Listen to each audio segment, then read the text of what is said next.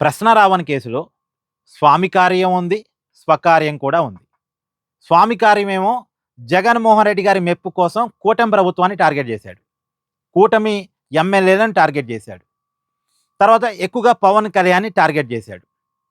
తర్వాత తనకి ఫ్లాట్ ఇచ్చి స్టూడియో పెట్టుకోవడానికి అవకాశం ఇచ్చినటువంటి ఇంద్రసేన చౌదరి కోసం, వాళ్ళ సోదరుడు ఉమామహేశ్వర నాయుడు కోసం, వాళ్ళ కోసం కొంతమందిని టార్గెట్ చేశాడు. ఈ ఉమామహేశ్వర నాయుడు, ఇంద్రసేన చౌదరి ఎవరంటే ఒకప్పుడు టీడీపీ, ఇప్పుడు వైసీపీ.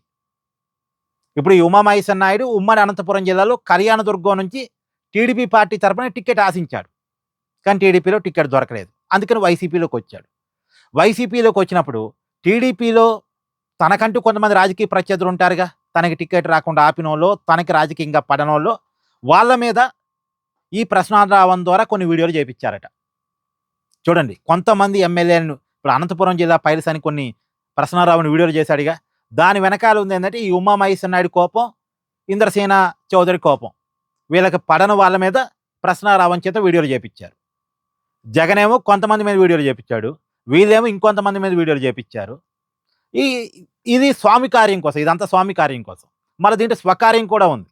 స్వకార్యం ఏంది? ఈ ప్రశ్నారావణకి హిందూ మతం అంటే నచ్చదు, హిందూ దేవుళ్ళు అంటే నచ్చదు.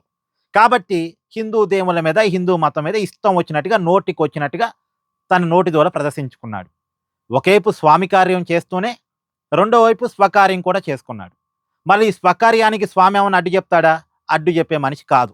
అంటే జగన్మోహన్ రెడ్డి గారు హిందూ మతాన్ని టార్గెట్ చేస్తుంటే దానికి అడ్డు చెప్పే మనిషి కాదు. నీ ఇష్టం, నువ్వు ఎవరన్నా టార్గెట్ చేసుకో, కానీ నాకు కావాల్సింది మాత్రం చేసి పెట్టినట్టుగా ఉంది ఈ వ్యవహారం చూస్తే. అంటే ఇక్కడ చూడండి, స్వామి కార్యము చేశాడు, స్వకార్యం కూడా నెరవేర్చుకున్నాడు. సరే, స్వామి కార్యాన్ని రాజకీయంగా తీసుకున్నప్పటికీ కూడా స్వకార్యాన్ని ఒప్పుకోవడానికి లేదు. మళ్ళా ఇలాంటి వ్యక్తికి వైఎస్ఆర్ కాంగ్రెస్ పార్టీ అండగా ఉండటం, వాళ్ళ పార్టీ లీగల్ టీము ప్రశ్నారావణ కోసం పనిచేయటం మనం అసలు ఒప్పుకోవాల్సిన అవసరం కూడా లేదు. ఇది ఇది ఒక దుర్మార్గం.